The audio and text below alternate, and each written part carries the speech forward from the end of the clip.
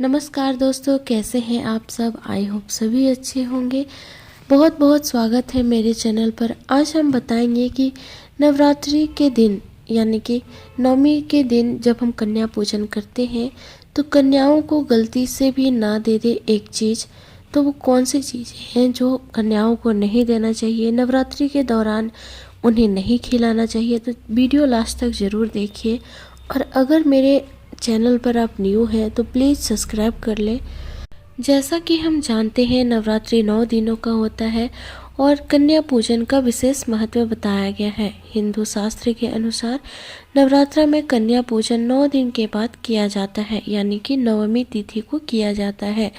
जो लोग ऐसा करते हैं उनका व्रत संपूर्ण होता है, सफल होता है और कन्याओं का आशीर्वाद प्राप्त होता है। माना जाता है कि दुर्गा माता नव कन्या के रूप में ही नव दुर्गा बनकर अवतार लेती है, यानी कि उन्हीं के रूप में उन्हें देखा जाता है।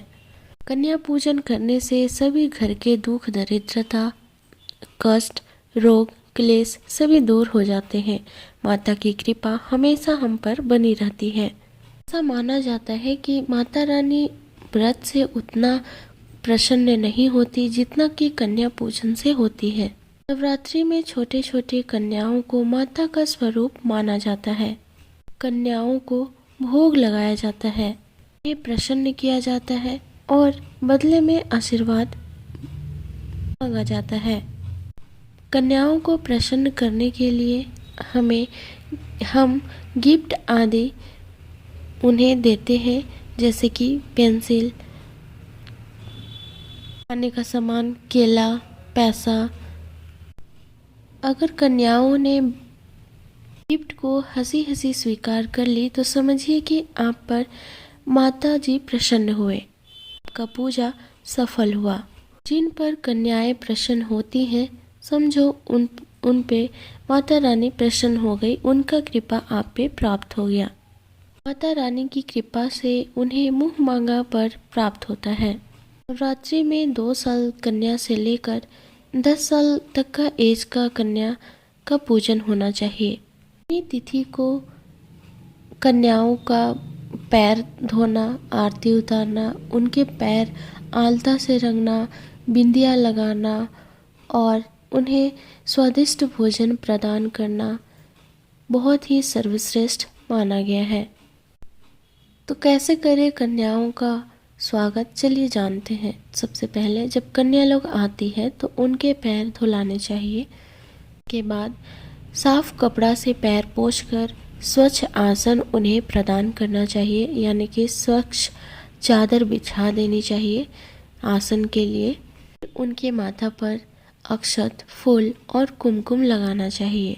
उसके बाद उनका आरती उतार कर भोजन करवाना चाहिए। लेकिन हमेशा ध्यान रखें कि कन्याओं के थाली में 3 पूरियां कभी न रखें, ये शुभ नहीं माना जाता है। 3 पूरियां तथा 3 रोटियां मरने वाले व्यक्ति के लिए निकाली जाती है और जेल में कैदियों के लिए दी जाती है। ऐसे में कन्याओं के थाली में 3 पूरी कभी न दें, लेकिन 1-2 करके पूरियां दे सकते हैं। दोस्तों, खाना खिलाने के बाद कन्याओं के सर पे लाल चुनरी ओढ़ाना चाहिए। खाना में पूरी, खीर, चना, आलू, हलवा होना चाहिए। ये सब खिलाना शुभ होता है।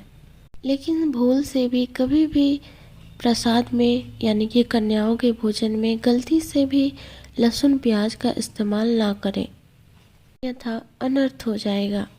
बहुत सारे ऐसे व्यक्ति हैं जो कन्याओं को खुश करने के लिए चिप यानी कि चिप्स, कुरकुरे का पैकेट देते हैं। ये घोर अनर्थ होता है, क्योंकि इसमें लहसुन प्याज का इस्तेमाल होता है। इसके कारण आपका व्रत खंडित हो सकता है।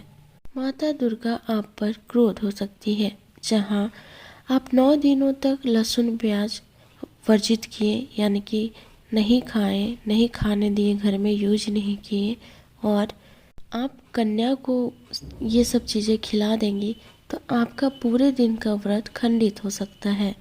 डब्बा बंद कोई भी ऐसी चीज़ ना दे कन्याओं को जिसमें लहसुन प्याज होती है। दोस्तों, कई लोग घर पर कन्या पूजन में खाना नहीं बनाते, मार्केट से खरीद कर कन्याओं के लिए देते हैं। बहुत सारे लोग दही जलेबी बाजार से खरीद कर कन्याओं को पूजन के रूप में खाने को देते हैं, जो कि बिल्कुल अशुभ माना जाता है। आप हमेशा जैसे कोई और भी व्रत में कन्याओं को खिला सकते हैं, लेकिन नवरात्रा के दौरान अगर आप कन्या पूजन कर रहे हैं तो खुद से, अगर आप खुद ना बना सकते तो आसपास के पड़ोसन से भी आप मदद ले सकते हैं और आप अपने घर में स्वच्छ सादा भोजन बनाकर कन्या को खिलाएं। माता रानी बहुत प्रसन्न होती है। घर पर बना पक्का खाना ही कन्याओं को खिलाना चाहिए। हमेशा याद रखें कि प्लास्टिक के बने दोने में कन्याओं को भोजन नहीं कराना चाहिए। ऐसे बर्तन पूजा पाठ में शुभ नहीं अशुभ होते हैं। कन्याओं को हमेशा स्टील, पीतल या फिर आपके घर में उतना थाली नहीं है तो आप केला के पत्तों में भी कन्याओं को भोजन करा सकते हैं। ये शुभ माना जाता है। दोस्तों, कन्याओं को भोजन कराने के दौरान एक लौंग जरूर रखना चाहिए, क्योंकि लौंग देवी शक्ति तथा दुर्गा माता को अत्यंत प्रिय है। लौंग शक्ति माता का प्रतीक होता है। लौंग में नव दुर्गा का वास होता है। 9 दिनों में लौंग का भोग ही दुर्गा माता को लगाया जाता है। इसलिए चुपचाप कन्याओं के थाली में एक लौंग रख दे, आपका भाग्य चमक जाएगा। माता लक्ष्मी आपके जीवन में कभी भी धन की कमी नहीं होने देगी। आपको बता दें कि कन्याओं को उपहार में क्या दें। कन्याओं को खुश करने के लिए उनके थाली में दक्षिणा डालें, ताकि उनके घर में संपन्नता बनी रहे और धन की कमी कभी ना हो। कन्याओं को खुश करने के लिए कुछ अच्छा सा गिफ्ट दे सकते हैं। शास्त्रों में बताया जाता है कि अगर कन्याएं आप पर खुश हैं तो समझिए आपका नवरात्रा का व्रत पूर्ण हुआ, माता रानी आपसे प्रसन्न हुई, आपको मन चाहा वर प्राप्त होगा। हो सके तो कन्याओं को सुंदर चॉकलेट का डब्बा दे सकते हैं, कपड़ा दे सकते हैं। बर्तन भी ध्यान रहे कि काले कपड़े ना दें और स्टील का बर्तन भी का तौर पर दे सकते हैं। ध्यान रहे कि कन्याओं को लोहे का सामान कुछ भी ना दें। दोस्तों, कन्या अगर अपने घर के लिए प्रस्थान करे तो उनके चरण आप जरूर स्पर्श करें और अपने मन में जो भी मनोकामना है वो जरूर बोले। सच्चे मन से मांगी हुई मुराद माता रानी जरूर पूरा करती है। अब हम बात करेंगे कौन से वो संकेत हैं जिससे आप समझेंगे कि माता दुर्गा आपके घर में आ गई है। जब आप कलश स्थापना करते हैं तो जौ से निकली हुई हरियाली बहुत ही शुभ संकेत माना जाता है। जौ से निकली हुई हरियाली ये बात का हमें संकेत देती है कि भविष्य में अच्छा होगा या बुरा। ये जौ की हरियाली आने वाले भविष्य का, साल का भविष्य हमें बताती है। अगर आप जौ बोने हैं और किसी कारणवश जौ नहीं जन्मा है तो ये बहुत ही अशुभ संकेत माना गया है। कहा जाता है कि यात्रा में अगर जौ सूख जाते हैं, बढ़ते नहीं हैं, तो आपको समझ लेना चाहिए कि ये साल आपके लिए खराब है तथा घर में कोई बीमारी आने वाली है या घर में क्लेश होने वाला है। ये धन हानि का संकेत माना गया है, क्योंकि आपने कोई न कोई गलती ऐसी कर दी होगी जिसके कारण माता रानी नाराज हो गई है। इसीलिए माता से अवश्य क्षमा मांग ले। माता अपने भक्तों को अवश्य माफ करती है। और अगर जौ हरे भरे हो जाते हैं तो ये शुभ संकेत माना जाता है। आने वाले समय में आपको बहुत ही ज्यादा धन लाभ होगा। माता रानी की कृपा आप पर बनी रहेगी। माना जाता है कि कलश के बीच में यानी कि जौ के बीचों बीच में 1 रुपया का सिक्का या हो सके तो चांदी का एक सिक्का दबा दिया जाए तो घर में सुख समृद्धि आती है। माता लक्ष्मी दौड़ी दौड़ी चली आती है। इसलिए जौ के बीच में, जौ के अंदर 1 रुपये का सिक्का अवश्य डालना चाहिए। जौ को खाली नहीं रखना चाहिए, इसमें धन वगैरह अवश्य डालना चाहिए।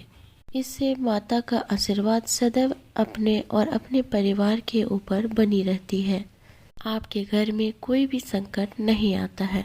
दोस्तों, नवरात्रों के दौरान अगर आपकी नींद 4 बजे सुबह के आसपास खुलती है तो इसे बड़ा ही शुभ संकेत माना जाता है कि ये समय ब्रह्म मुहूर्त कहलाता है। इस समय देवी माता अपने भक्तों को, सच्चे भक्तों को ही जगाती है। समय उठना यानी कि माता की कृपा प्राप्त करना माना गया है। ये संकेत कहते हैं कि माता की सच्ची भक्ति का प्रभाव के ऊपर हो चुका है। माता रानी आपको बहुत ही जल्द खुशखबरी देने वाली है। आपकी सच्ची भक्ति से खुश है। यदि नवरात्रि में आपका मन प्रसन्न होने लगे या पाठ में आपका मन लगने लगे या करते समय मन का शांत होना, ये दर्शाता है कि आपको बहुत जल्द माता की कृपा प्राप्त होने वाली है। माता रानी आपकी भक्ति से बहुत ही खुश है। दोस्तों, ऐसा माना जाता है कि बिना हवा के माता का फूल गिर जाए और जौ जरा सा भी हिल जाए, इसे बहुत ही अति उत्तम माना गया है। ये संकेत आपको बताता है कि माता रानी का आगमन आपके घर में अस्थायी रूप से होने वाला है। आपको माता लक्ष्मी की कृपा प्राप्त होने वाली है। ये संकेत कुछ खास लोगों को ही दिखाई देती है। माना जाता है कि पूजा करते समय अगर धुआं अधिक बढ़ जाए तो इससे ये पता चलता है कि घर से गरीबी हमेशा हमेशा के लिए जा रही है। पूजा के समय बहुत धुआं होना बहुत ही शुभ और मंगलकारी माना गया है। ये संकेत भविष्य के अच्छे परिणाम को दर्शाते हैं। दोस्तों, नंबर 5, गाय माता का घर के द्वार पर आना। नवरात्रि के दौरान अगर आपके भी घर में गाय आते हैं तो ये बहुत ही अच्छा संकेत माना जाता है। नवरात्रि में गाय का द्वार पर आना बहुत ही शुभ माना गया है। अगर आपके द्वार पर भी गाय आती है तो गाय के माथे पर कुमकुम लगाना ना भूलें। गाय को रोटी जरूर खिलाएं। इससे माता दुर्गा अवश्य प्रसन्न होगी और आपकी झोली खुशियों से भर देगी। द्वार पर गाय का बार बार आना भी जीवन में अच्छे संकेतों के बारे में बताता है। नवरात्रि के दौरान अगर आपको शेर दिखाई दे स्वप्न में या फिर स्वयं कोई भी देवी का दर्शन हो तो ये बहुत ही अच्छा संकेत माना गया है। शास्त्रों में ऐसा माना जाता है कि किसी खास पावन अवसर पर किसी खास भक्त को ही ऐसा स्वप्न मिलते हैं। ये सपने कभी किसी को शेयर मत करना। अगर आपको यानी कि आपके स्वप्न में भी माता दुर्गा का रूप यानी कि माता दुर्गा स्वयं या फिर उनके सवारी शेर का बार बार आपको दर्शन हो रहे हैं तो समझिए कि माता का आशीर्वाद आप पर प्राप्त है। आप पे माता प्रसन्न है। आपकी मनोकामना जल्द ही पूर्ण होने वाली है। ये शत्रुओं का नाश होने वाला है। अगर सुबह सुबह कोई छोटी कन्या लाल वस्त्र धारण किए हुए दिखाई देती है तो आपने साक्षात माता दुर्गा का दर्शन किए हैं और ये इस बात का संकेत दे रही है कि आपका बुरा समय अब खत्म होने वाला है। अब जीवन में सुख समृद्धि के द्वार खुल जाएंगे। दोस्तों, नंबर 8, यदि घर पर माता लक्ष्मी का वाहन उल्लू के घर पर आकर बैठ जाए नवरात्रि के दौरान, इसे भी शुभ संकेत माना जाता है। इसका अर्थ है कि माता लक्ष्मी का प्रवेश आपके घर में हो चुका है कि आर्थिक स्थिति और मजबूत होगी। यदि 4 बजे यानी कि ब्रह्म मुहूर्त के समय अगर आपको घंटियों की आवाज सुनाई दे या शंख की आवाज सुनाई दे, कोई भजन सुनाई दे जाए तो बड़ा ही शुभ संकेत माना गया है। ये पता चलता है कि माता रानी आपकी भक्ति से बहुत प्रसन्न है।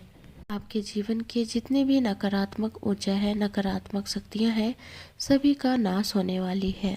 माता लक्ष्मी की कृपा आप पर प्राप्त होने वाली है। तो नंबर 10, अगर नवरात्रा के दौरान आपके घर में काली चींटियों का एक लाइन दिखाई दे यानी कि चींटियां अपने मुंह में अगर अन्न का दाना ले जाती हैं तो ये बहुत ही शुभ माना जाता है।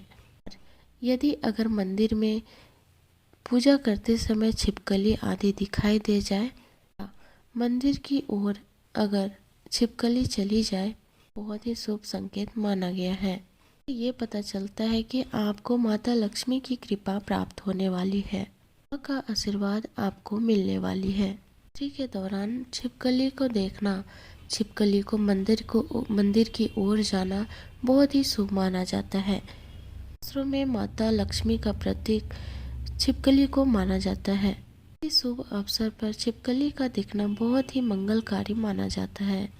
अगर आप माता की कृपा सच्चे मन से भक्ति करते हैं, कृपा पाना चाहते हैं, तो कमेंट बॉक्स में जय माता दी जरूर लिखें। धन्यवाद।